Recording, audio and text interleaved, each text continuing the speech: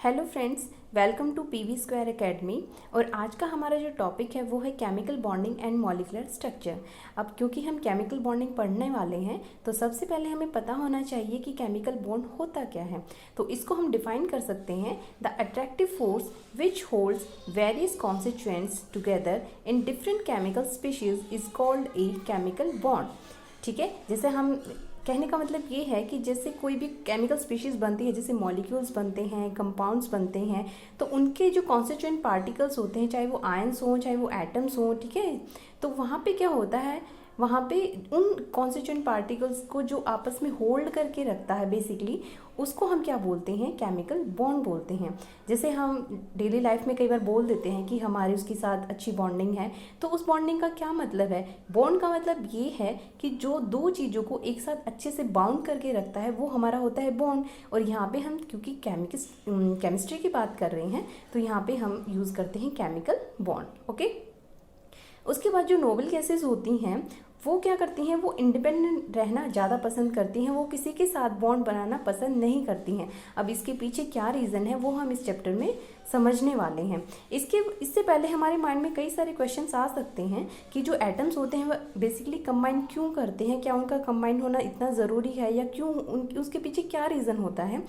उसके बाद हम सोच सकते हैं कि कुछ सिलेक्टेड कॉम्बिनेशन ही पॉसिबल क्यों होते हैं। फॉर एग्जांपल अगर हम H2O का देखें, मतलब हाइड्रोजन और ऑक्सीजन का कॉम्बिनेशन अगर हम देखें तो हम सोचते हैं कि H2O बनता है, H2O2 बनता है और H2O3, H2O4 ये सब क्यों नहीं बनते हैं। तो इस सब को समझने के लिए इसके अलावा और भी क्वेश्चंस हो सकते हैं कि जो हमारे मॉलिक्यूल्स होते हैं उनकी डेफिनेट शेप क्यों होती है। तो इन सब क्वेश्चंस के आंसर्स को जानने के लिए हमें कई सारी थ्योरीज, कुछ अप्रोचेस को पढ़ना पड़ेगा, जो कि हमें इस चैप्टर में पढ़ने वाले हैं। ओके, तो सबसे पहले जो हमारी अप्रोच रहेगी, जो थ्योरी रहेगी जो हमें पढ़नी है, वो है कोसल-ल्यूइस अप्रोच। उसके बाद valence shell electron pair repulsion theory, जिसको हम वेस्पर थ्योरी भी बोल देते हैं, वैलेंस बॉन्ड थ्योरी, उसके बाद मॉलिक्यूलर ऑर्बिटल थ्योरी। लेकिन अगर आपको इसके बारे में जानना है, इन सब क्वेश्चंस के आंसर को जानना है, तो उससे पहले आपको पता होना चाहिए कि जो हमारा एटम होता है उसका स्ट्रक्चर क्या होगा, उसके अंदर जो इलेक्ट्रॉन्स होंगे उसकी कॉन्फ़िगरेशन क्या रहेगी, ठीक है, या फिर हमें जो है पीरियोडिक टेबल के बारे में भी क्या है, नॉलेज होनी ज़रूरी है। ओके, उसके बाद ही हम क्या इन चीज़ों को समझ सकते हैं। तो क्या होगा, जब भी किसी स्पीशीज़ में कहीं पे भी केमिकल बॉन्ड बनेगा तो उसके पीछे रीज़न होता है कि केमिकल बॉन्ड जब भी बनेगा जब हमारा जो बनने वाला मॉलिक्यूल है वो ज़्यादा स्टेबल होता है। ओके, तो जब भी स्टेबिलिटी बढ़ेगी तब भी हमारी क्या होगी, जो मॉलिक्यूल होगा, जो सिस्टम होगा, उसकी एनर्जी क्या होगी, डिक्रीज होगी। तो बेसिकली बॉन्डिंग तभी होती है जब हमारा सिस्टम किसकी तरफ मूव करता है, लो एनर्जी की तरफ मूव करता है। ओके, तो अब हम सबसे पहले फर्स्ट अप्रोच की बात करते हैं, जो है Kossel Lewis approach to chemical bonding. Okay, तो ये किसने दी थी, कोसल एंड ल्यूइस ने इंडिपेंडेंटली काम किया था 1916 में। और लुइस ने कहा था, Lewis consider an atom as positive kernel and the outer shell that could accommodate a maximum of 8 electrons। मतलब जो लुइस थे उन्होंने कहा था कि जो एक एटम होता है उन्होंने उसको दो पार्ट्स में डिवाइड कर दिया था। एक तो था आउटर शेल और एक था पॉजिटिव कर्नल। तो जो पॉजिटिव कर्नल था बेसिकली वो दो चीज़ों से बना था। फर्स्ट इज़ जो उसका न्यूक्लियस होता है एटम का, और जो इनर शेल में इलेक्ट्रॉन्स प्रेजेंट होते हैं, ये दोनों चीज़ें कंबाइन होके हमारा क्या बनाती हैं, कर्नल कंबाइन बनाती हैं। ओके, और जो बाहर वाली शेल होती है उसको अलग से उसने क्या बोला था, आउटर शेल बोला था। जैसा कि आपको डायग्राम में दिख रहा है यहाँ पे जैसे ये आउटर शेल है, ठीक है, और ये अंदर वाले जो इलेक्ट्रॉन्स हैं प्लस ये जो हमारा न्यूक्लियस है, ये सारी चीज़ें मिलके हमारा क्या बनाती हैं, कर्नल बनाती हैं। पॉजिटिवली चार्ज कर्नल है ये, और ये इनर शेल्स हैं और ये हमारा न्यूक्लियस है। ओके, तो यहाँ पे दो पार्ट हो गए हैं। तो अगर हम इसको क्यूब की फॉर्म में रिप्रेजेंट करें, जैसा कि उन्होंने कहा था, लुइस ने कहा था कि ये जो पॉजिटिव है इसका मतलब क्या है कि यहाँ पे एक तो न्यूक्लियस है, ठीक है, और साथ में हमारे क्या है, जो इनर शेल इलेक्ट्रॉन्स हैं वो प्रेजेंट है, और ये बाहर क्या प्रेजेंट है, आउटर शेल। ठीक है, आउटर शेल है जिसमें मैक्सिमम कितने इलेक्ट्रॉन्स आ सकते हैं, 8 इलेक्ट्रॉन्स आ सकते हैं। अब हम इसको एग्जांपल से समझते हैं। सपोज हमारे पास क्या है, सोडियम है।